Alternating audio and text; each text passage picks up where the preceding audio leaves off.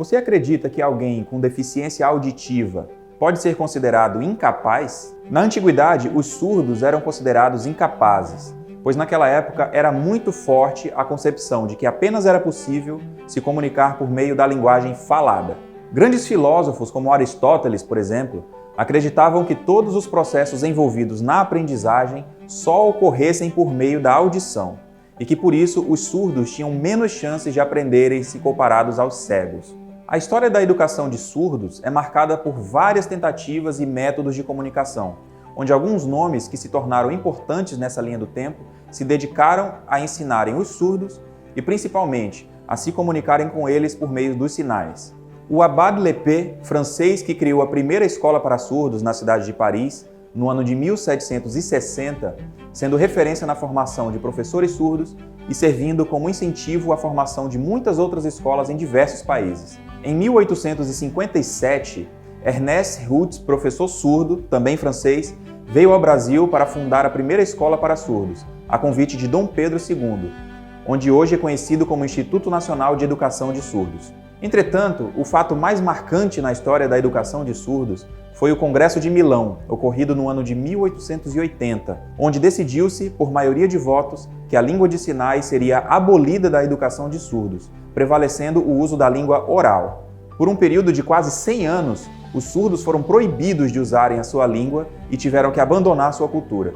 Hoje, a Lei nº 9.394, de 1996, estabelece as diretrizes e bases da educação nacional, procurando trazer a garantia de atendimento educacional especializado aos portadores de deficiência, preferencialmente na rede regular de ensino.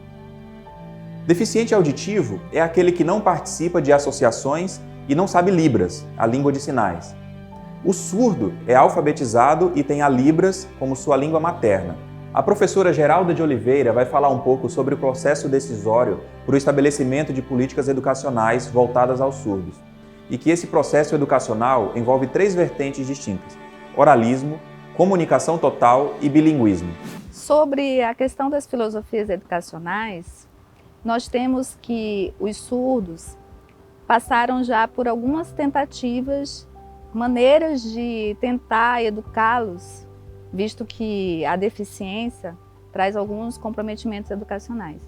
Então, sabemos que eles já passaram por muitas tentativas, o que ocasionou alguns fracassos na educação de surdos.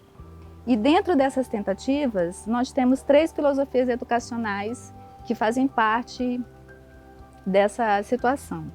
A primeira é o oralismo, que teve início em 1880, com o Congresso de Milão, no qual ficou decidido que os surdos não poderiam utilizar a língua de sinais.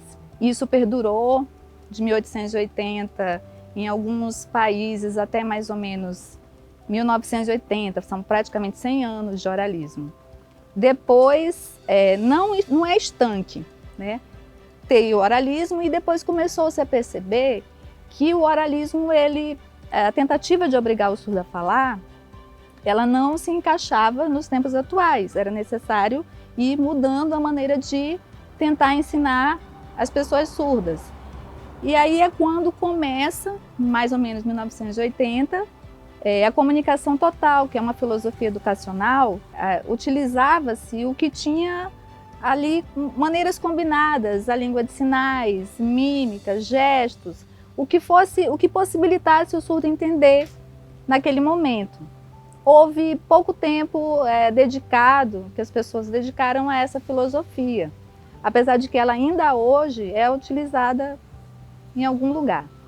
E após isso, o que nós acreditamos que é o melhor para a pessoa surda, que proporciona o melhor aprendizado, que traz mais conforto linguístico, é o bilinguismo, onde existe a primeira língua, né, e sua cultura também, que é a Libras, a língua de sinais, e a língua portuguesa na modalidade escrita seria a outra língua que o surdo teria acesso, por ele ter uma condição bilíngue. Então o bilinguismo é o que acreditamos, a filosofia educacional, que pode proporcionar um melhor aprendizado, desde que a proposta seja bem aplicada. A educação de pessoas surdas passou muitas mudanças e desafios, e ainda tem muito a desenvolver. O entendimento dessa cultura e universo são o norte para o desenvolvimento de novas modalidades de aprendizado.